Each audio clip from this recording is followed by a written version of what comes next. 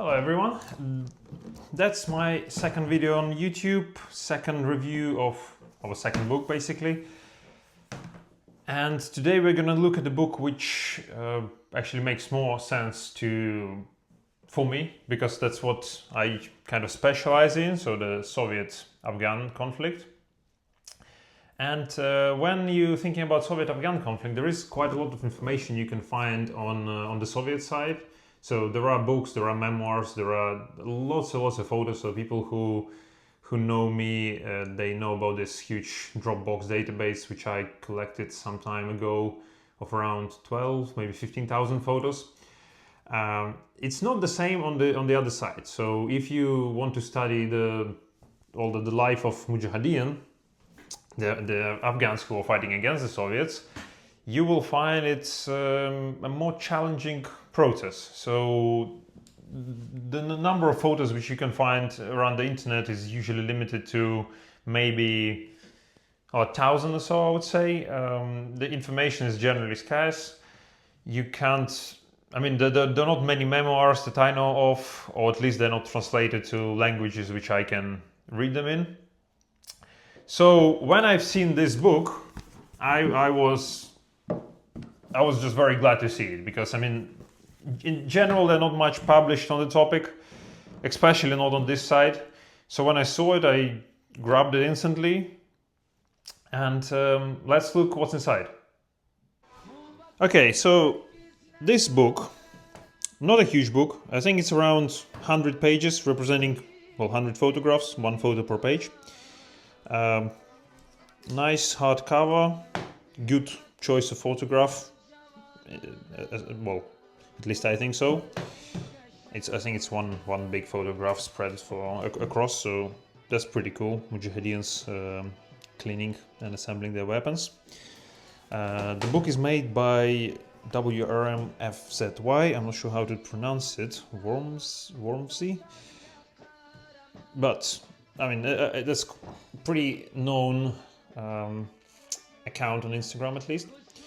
So inside you'll see nothing but the photos, so you will not be disturbed by any text, any tables, whatever. I think it would be nice to have some sort of intro by the author or by the publisher, explaining, I guess, where these photos came from or what year they represent, because I can only roughly guess when these photos were taken. But the photos here are absolutely unique. So out of all 100 photos, I think I've seen maybe one of them on the web. I believe this one does circulate on the web.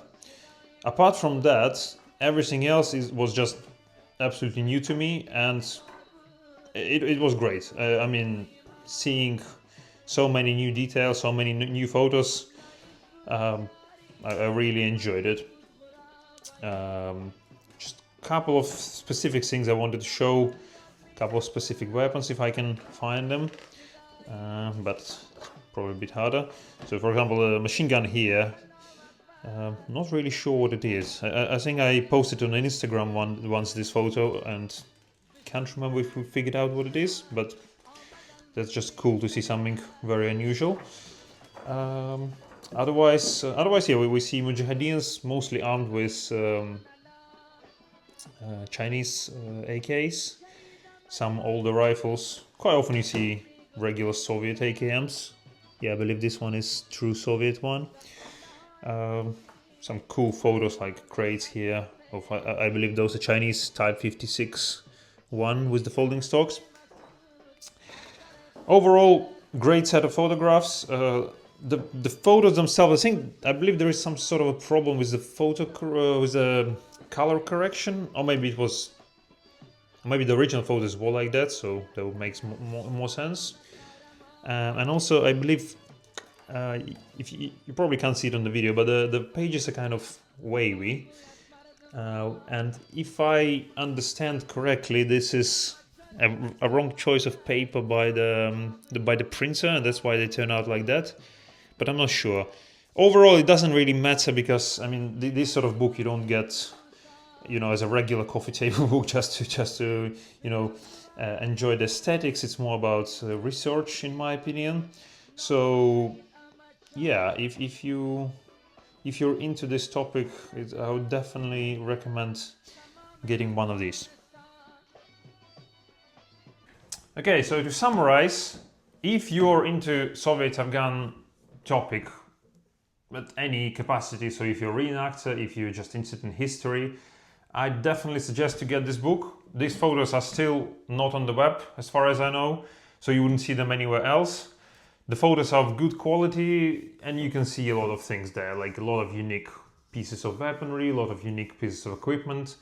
And well, if you're into reenactment, you can actually use them to build your own set of uniforms and equipment, and actually, you know, look more authentic. As well, that's what every reenactor wants. So thank you for watching, and I will see you next time.